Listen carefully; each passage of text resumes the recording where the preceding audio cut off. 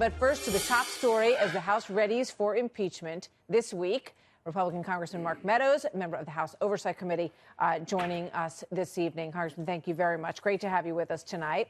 Great to be with you, Martha. Thanks. So let's start with the reason for the urgency, which you heard from Chairman Schiff and from Chairman Nadler. They say that that's why it has to happen so quickly, because the president is just going to do it again, bring in a foreign government to mess with our elections. Well, the fact of the matter is the president didn't do that the first time, and it's their focus groups that they continue to go out and get these focus groups and say, what can we sell to the American people next? If the American people are concerned about Ukraine meddling in their election, I can tell you that we had three, not once, not twice, but three different times that my Democrat colleagues voted for impeachment before there was ever a Ukrainian call. So listen, the narrative continues to change, but one thing doesn't change. This is all about a political process designed to impugn the president because they can't beat him at the ballot box. So Chairman Schiff said this about what he sees as the significance and the egregiousness of this moment. Watch this. I don't think any of us have any question that had Barack Obama engaged in the activity, the conduct, which is the subject of these articles of impeachment, every one of these Republicans would be voting to impeach him. And you know something? I have to hope to hell, George, if it were Barack Obama, I would vote to impeach him. Do you think that would be the case?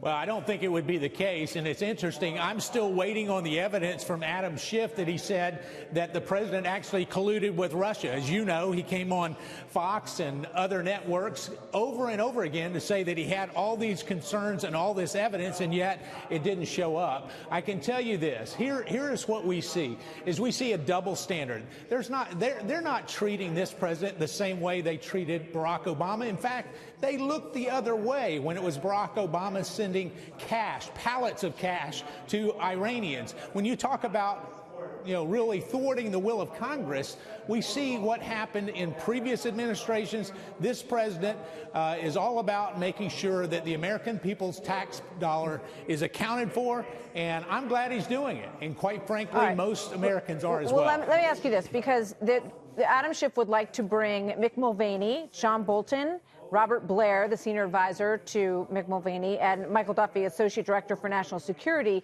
in as witnesses. He would like to see them as witnesses when this is on the Senate side.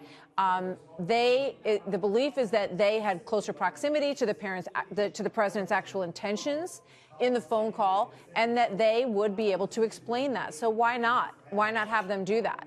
Well, there's two different reasons. One, it doesn't matter what any firsthand knowledge witness says. If they say that the president was innocent, my Democrat colleagues never believe it. You can't get a better witness than the president of the Ukraine, the number one and number two guy underneath him in Ukraine, saying there was no linkage, there was no crime, and yet they're wanting to hear from some... You know what the critics would say to you about that they needed that money, they needed that aid, they understood what the deal was, and they're not about to say that they felt pressed on it.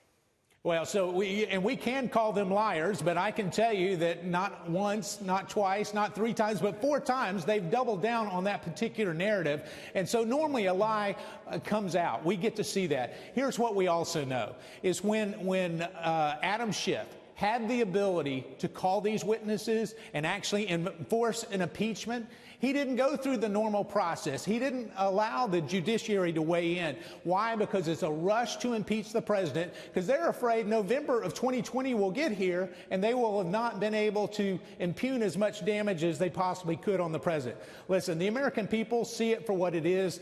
Real Clear Politics average poll now says there's more people opposed to impeaching the president than support it. That's moving in the president's direction, and it'll continue to do that. All right, I want to play this. This is what the president said about Rudy Giuliani going back to Ukraine and then coming to him the other day to report on what he learned. Here's the president. How much has Giuliani shared with you about his recent trip to Ukraine? No, not too much, but he's a very great crime fighter. He was the best mayor in the history of the city of New York. He's a great person who loves our country, and he does this out of love. Believe me, he does it out of love. He knows what he's doing. Do you agree with that, Congressman? Well, I think that Rudy Giuliani obviously believes that he's got enough evidence there. But let me circle back to something that you said earlier, Martha, and I think that this is a key telling point for my Democrat colleagues. They said they hoped if it were Barack Obama they would do it, but God forbid it's Joe Biden. They don't want to look the other way. Over a dozen contacts between Joe Biden and President Poroshenko at the particular time when his son was on the board of a corrupt company. And yet they're not willing to even look at it. They say it's debunked without even investigating it. I think the American people deserve to know the truth. And whether it's Rudy Giuliani or anybody else getting there, I think most Americans believe that Hunter Biden was making a lot of money that he shouldn't have been making. We're going to talk about that in the next segment as well. Justin Amash, will he or should he be an impeachment manager? Well, I don't see him being an impeachment manager. I mean, that's a few freshman Democrats believing that he might bring credibility to this particular argument. I can tell you that Justin made up his mind long before he left the Republican Party.